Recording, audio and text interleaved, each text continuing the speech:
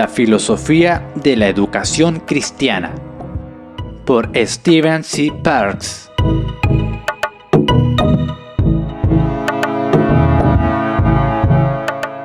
Segundo capítulo: Educación e idolatría.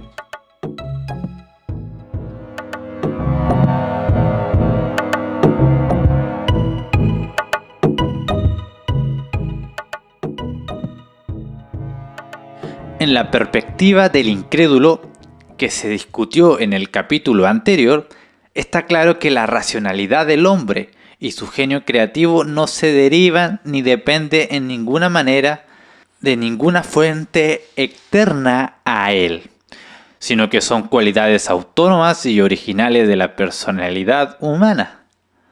Por lo tanto, vimos que el hombre define tanto su propia naturaleza como la naturaleza del mundo en el que vive, y entiende todas las cosas en términos de sí mismo.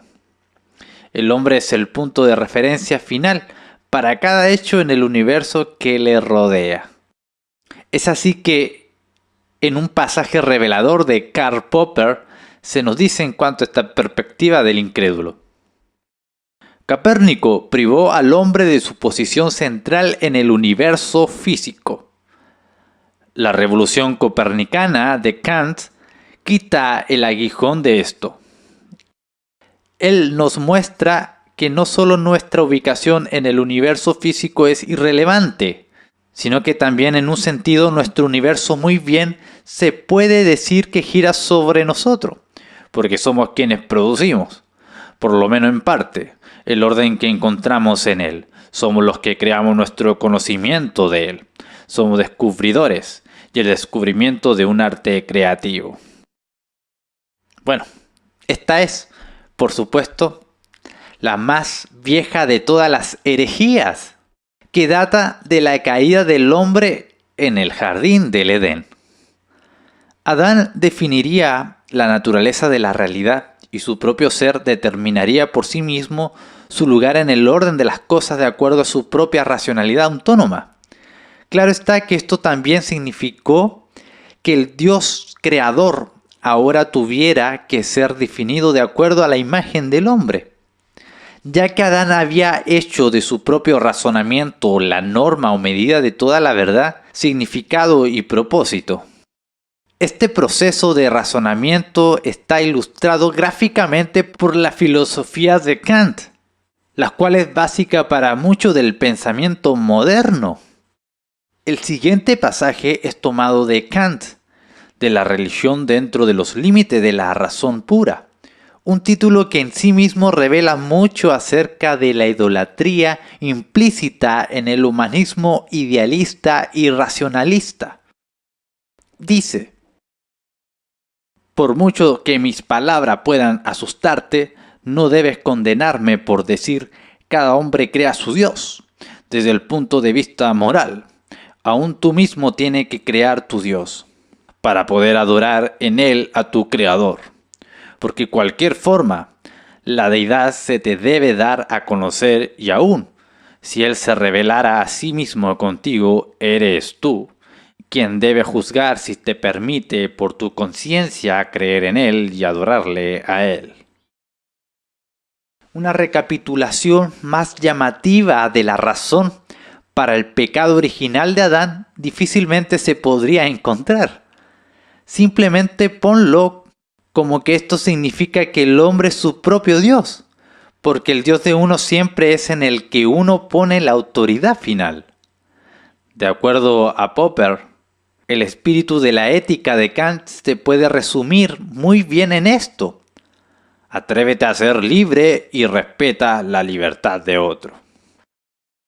El espíritu de la ética de Kant puede igualmente ser resumida en estas palabras: atrévete a ser como Dios, sabiendo el bien y el mal por ti mismo. Génesis 3:5. La ética de Kant es la ética de la rebelión. Esta filosofía del hombre como Dios, humanismo, resultará en una de estas dos cosas, ya sea a través del libertinaje y de allí a la anarquía, o a través de una visión estatista del hombre y la sociedad, y de allí al totalitarismo. Ambas ideologías están muy presentes con nosotros en la actualidad y operando en la teoría práctica educativa de nuestro país, y lo han estado por mucho tiempo. Sin embargo, es la última la que aquí nos preocupa primordialmente, ya que la ideología del estatismo no solo constituye una amenaza por las autoridades locales de la educación, a la autoridad de los padres en sus esfuerzos por darle a sus hijos una educación piadosa, sino que también puede ejercer una presión psicológica sobre los padres cristianos para conformarse al estatus que ha sido establecido durante el pasado siglo a través de los fondos de impuesto de la educación estatal. Es importante, por lo tanto, que comprendamos esta ideología y expongamos la naturaleza de idolatría de la filosofía que lo sustenta. El punto de vista estatista del hombre. Como hemos visto, para el humanismo el hombre es el centro de su mundo. Pero existen muchos hombres individuales y el ideal del hombre no puede ser limitado a la idiosincrasia de cualquier ser humano en particular. Así es que, para el humanismo estatista, el ideal del hombre siempre está más allá del hombre en particular y está personificado más bien en el concepto de la sociedad. En esta perspectiva, la idea de la sociedad y del hombre es como una criatura social que es idolatrada. Pero la idea de la sociedad está lejos del mundo del hombre real y de las necesidades y preocupaciones del hombre real. Esto se debe a que el ideal siempre está más allá de la situación histórica. Esta idea abstracta de la sociedad debe, por lo tanto, si es que se ha de volver una realidad en la historia, ser personificada en un órgano representativo o en una institución en la tierra que entonces moldea la situación histórica e intenta llevarla a conformidad con el ideal. Esta situación, la personificación perfecta o la expresión verdadera de la idea de la sociedad humana comprendida por el humanismo estatista, es el Estado. Por consiguiente, el Estado es la idea divina que existe en la tierra, para usar la frase de Hegel. Debido a que la ideología del estatismo, el hombre es una criatura de la sociedad, es decir, que es el resultado de un acondicionamiento social.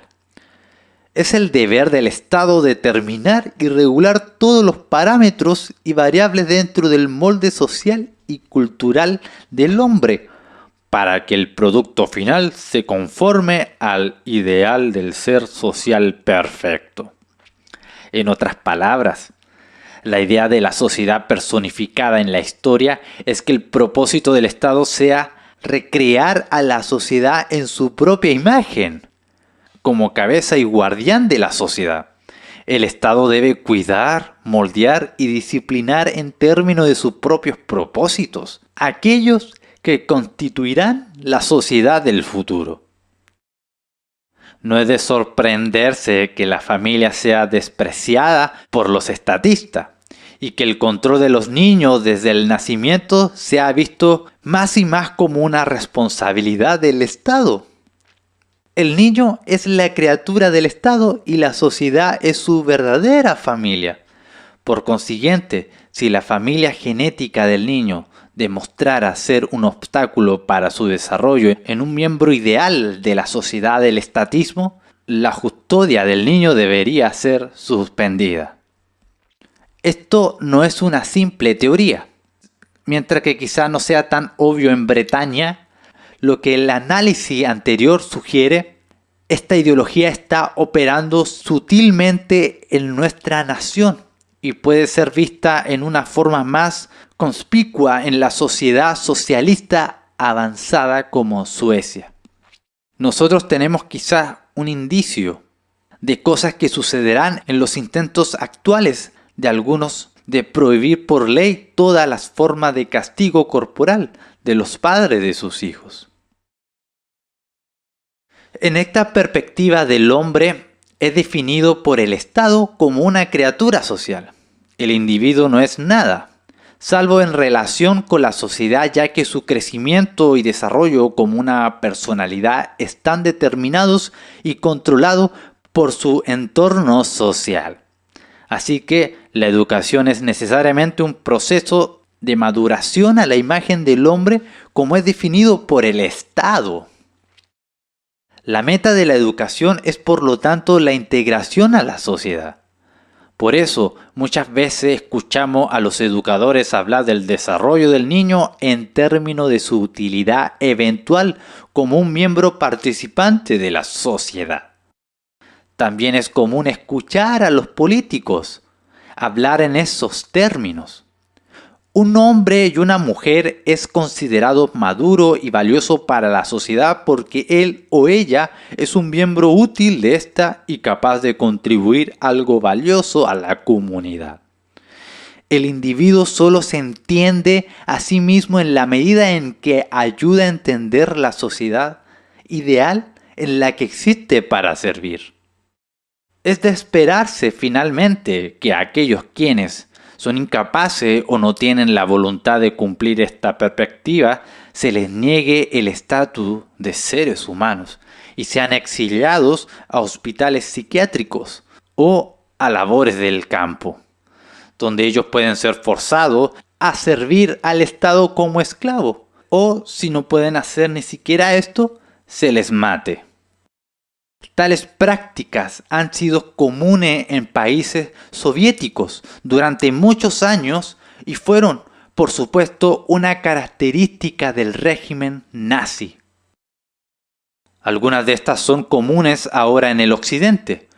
Por ejemplo, el aborto de fetos deformados o a un feto perfectamente formado, si es que el nacimiento del niño les va a llevar privación, entre comillas, o a enfermedades mentales, entre comillas, a la madre.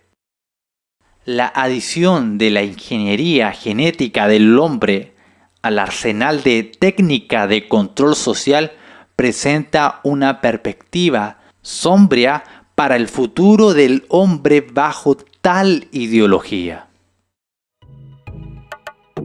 La filosofía del estatismo de la educación. Con respecto a la educación, sin embargo, queda claro que nuestra definición del hombre determina la naturaleza de nuestra filosofía educacional. También determina el método y la meta del proceso educativo. Para la educación humanista debe ser necesariamente centrada en el hombre. El hombre es la medida de sí mismo y de todas las cosas.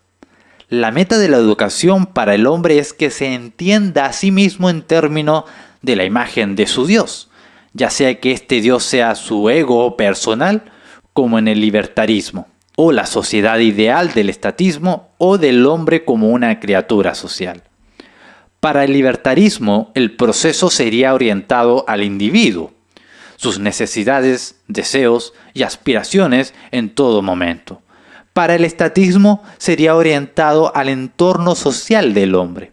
El propósito de la educación, por lo tanto, es equipar al niño a tomar su lugar en la sociedad adulta, integrándose completamente en su grupo de pares. El grupo de pares es entonces el punto de referencia del desarrollo del niño en cada etapa de su educación. Para el estatismo, la falta de tal educación es considerada una privación, y retirar deliberadamente a un niño de este proceso de asimilación en el grupo es un acto de crueldad. Así es que, aunque se debe reconocer que la erradicación del estatismo de toda forma de escuelas privadas es en la práctica en gran medida motivada por la envidia y el odio de privilegio. Esto es, no obstante, lógicamente consistente con la ideología estatista de buscar erradicar de la sociedad toda aquella institución educativa que fallan en proveer una educación que esté completamente integrada a la filosofía y práctica educativa del estatismo, que por supuesto finalmente significa el apoyo estatal y el control. Estar fuera de la norma social, como está definida por la ideología socialista, es una aberración que solo se puede ver como un detrimento para el niño y la sociedad. Así es que la metodología de la educación del estatismo requiere antes que nada de la integración del niño al grupo de pares. Sin esto, la educación no tiene sentido para la filosofía socialista. La educación es básicamente un proceso de iniciación o de bautismo en la sociedad en la que el niño encontrará finalmente su vocación y que definirá su existencia como un adulto. Utilizo la palabra bautismo aquí de manera deliberada debido a su connotación religiosa, ya que el principio de asimilación en el grupo de pares es un dogma que es sostenido tenazmente por los seguidores de la teoría educativa del estatismo, la cual es de fondo una fe religiosa en una concepción idólatra de la humanidad. Esta fe humanista ejerce una influencia fuerte en muchos padres cristianos, quienes han sido desviados y manipulados para creer que si sus hijos no son forzados a integrarse dentro del entorno social pagano de su grupo de pares, se volverán miembros de la sociedad inadecuados, separados y antisociales. De hecho, se ha afirmado que si los niños cristianos no son integrados con sus pares, tendrán en tendencia a volverse esquizofrénicos y aún individuos malévolos.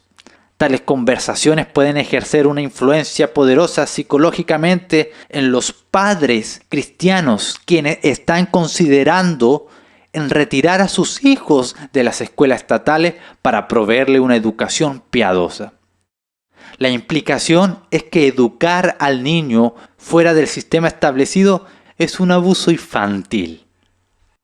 Es de vital importancia, por lo tanto, que los padres cristianos entiendan la perspectiva religiosa que sustenta tales puntos de vista en la ideología socialista, no menos que en el cristianismo o de hecho en cualquier otra religión. El hombre es definido por su Dios, que para el socialismo es el Estado, y el propósito de la educación es por lo tanto promover la madurez a la imagen del hombre como una criatura social. En otras palabras, el Estado es el Dios encarnado en cuya imagen el hombre se debe recrear. La educación es el proceso por medio del cual esta recreación se llevará a cabo.